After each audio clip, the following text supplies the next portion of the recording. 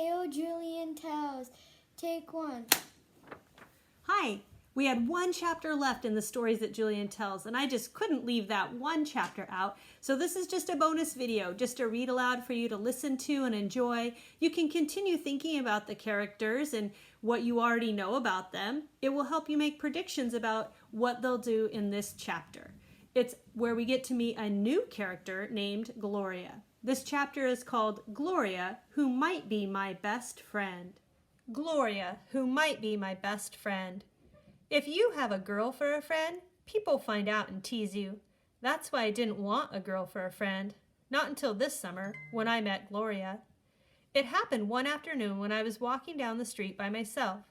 My mother was visiting a friend of hers, and Huey was visiting a friend of his. Huey's friend is 5, and so I think he is too young to play with. And there aren't any kids just my age. I was walking down the street, feeling lonely.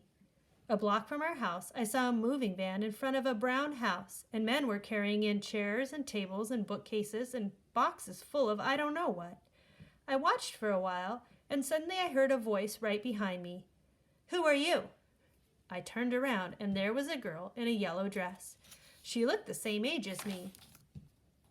She had curly hair that was braided into 2 pigtails with red ribbons at the ends. "I'm Julianne," I said. "Who are you?" "I'm Gloria," she said. "I came from Newport. Do you know where Newport is?" I wasn't sure, but I didn't tell Gloria. "It's a town on the ocean," I said. "Right," Gloria said. "Can you turn a cartwheel?"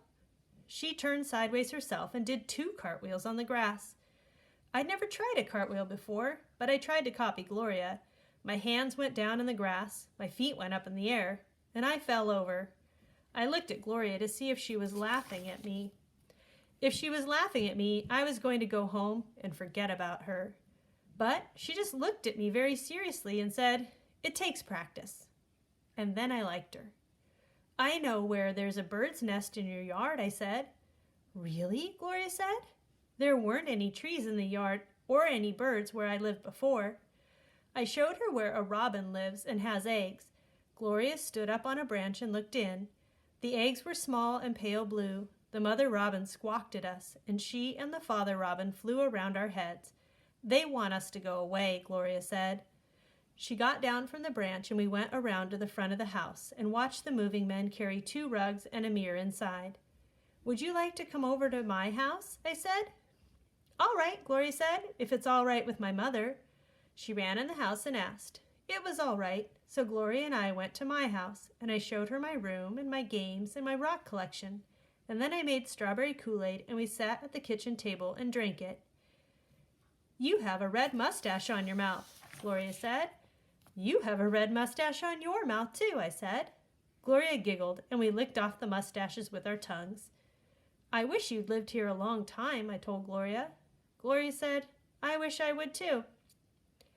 "I know the best ways to make wishes," Gloria said. "What's that?" I asked. "First, you make a kite. Do you know how to make one?" "Yes," I said, "I know how. I know how to make good kites because my father taught me. We make them out of 2 cross sticks and folded newspaper."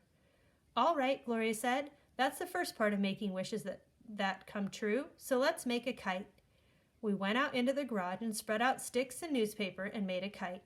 I fastened on the kite string and went to the closet and got rags for the tail. "Do you have some paper and 2 pencils?" Gloria asked. "Because now we make the wishes." I didn't know what she was planning, but I went in the house and got pencils and paper. "All right," Gloria said. "Every wish you want to come true, you write on a long, thin piece of paper. You don't tell me your wishes, and I don't tell you mine. If you tell your wishes don't come true. Also, if you look at the other person's wishes, your wishes don't come true." Gloria sat down on the garage floor and started writing her wishes.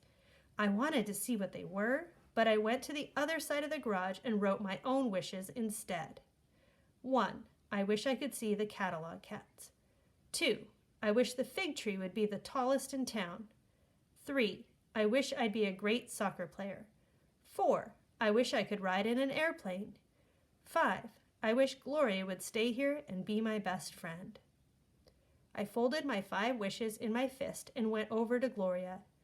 "How many wishes did you make?" Gloria asked. 5, I said. How many did you make? 2, Gloria said. I wondered what they were. Now we put the wishes on the tail of the kite, Gloria said. Every time we tie one piece of rag on the tail, we fasten a wish in the knot. You can put yours in first. I fastened mine in, and then Gloria fastened in hers, and we carried the kite into the yard. You hold the tail, I told Gloria, and I'll pull. So here's the kite they made, and then in every one of these rags they tied on the tail, they also tied one of their wishes. We ran through the backyard with the kite, past the garden and the fig tree, and went into the open field beyond our yard. The kite started to rise. The tail jerked heavily like a long white snake. In a minute, the kite passed the roof of my house and was climbing toward the sun. We stood in the open field looking up at it. I was wishing I would get my wishes. I know it's going to work, Gloria said. How do you know? When we take the kite down, Gloria told me, there shouldn't be one wish in the tail. When the wind takes all of your wishes, that's when you know it's going to work. The kite stayed up for a long time. We both held the string. The kite looked like a tiny black spot in the sun, and my neck got stiff from looking at it. Shall we pull it in? I asked. All right. We drew the string in more and more until, like a tired bird, the kite fell at our feet. We looked at the tail. All our wishes were gone. Probably they were still flying higher and higher in the wind. Maybe I would see the catalog cats and get to be a good soccer player and have a ride in an airplane and the tallest fig tree in town. And Gloria would be my best friend.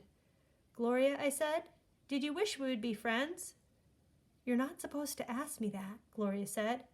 I'm sorry, I answered, but inside I was smiling. I guessed one thing Gloria wished for. I was pretty sure we would be friends.